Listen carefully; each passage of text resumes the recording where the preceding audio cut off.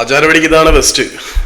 ഇന്ന് മഞ്ഞ കത്തിച്ചു എന്ന് തന്നെ പറയാം. സഞ്ജു വി സാംസൺ ചെന്നൈ സൂപ്പർ കിങ്സിന്റെ ജേഴ്സിയിൽ സെഞ്ചുറി നേടി. മറുവശത്ത് കേരള ബ്ലാസ്റ്റേഴ്സ് ബംഗളൂരുവിന്റെ ശ്രീകണ്ഠീരവയിൽ ചെന്ന് അവിടുത്തെ കഴുകന്മാരുടെ കഴുത്തറുത്ത് വിട്ടു.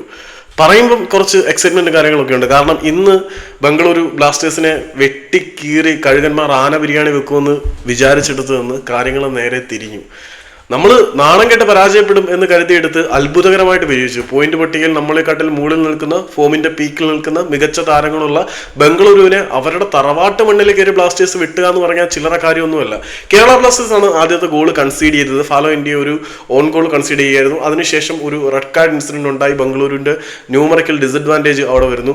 പിന്നെ ബ്ലാസ്റ്റേഴ്സിന് വേണ്ടി വളരെ മികച്ച മുഹൂർത്തങ്ങളാണ് നമ്മൾ കളിക്കളത്തിൽ കണ്ടത്. മലയാളി താരമായിട്ടുള്ള എബിൻ ദാസ് യേശുദാസ് ഒരുക്കി കൊടുത്ത ആ ഒരു ഗോൾ അവസരം നമ്മുടെ ബർത്തിയം യൂസ് ചെയ്തു. അതിനുശേഷം അരങ്ങേറ്റ മത്സരത്തിൽ തന്നെ ഗോൾ അടിച്ച കേരള ബ്ലാസ്റ്റേഴ്സിന്റെ റിയൽ മാഡ്രിഡ് അക്കാദമി താരം ഫ്രാഞ്ചു ആദ്യ മത്സരത്തിൽ തന്നെ ഗോൾ അടിച്ച് ആരാധകരുടെ ഹൃദയം കവർന്നിട്ടുണ്ട്. മത്സരത്തിനെ കുറിച്ച് പറയുമ്പോൾ കുറെ അധികം എക്സൈറ്റ്മെന്റും കാര്യങ്ങളൊക്കെ ഉണ്ട്.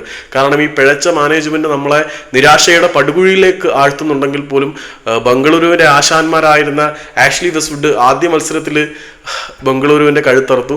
ശ്രീകണ്ഠീരവയിൽ കയറിച്ചെന്ന് അവിടുത്തെ കഴുകന്മാരുടെ കഴുത്തറത്ത് കൊമ്പന്മാർക്ക് ചിഹ്നം വിളിക്കാൻ കഴിയുന്നുണ്ടെങ്കിൽ ഈ ദിവസം സന്തോഷത്തിൻ്റെത് കൂടിയാണ്.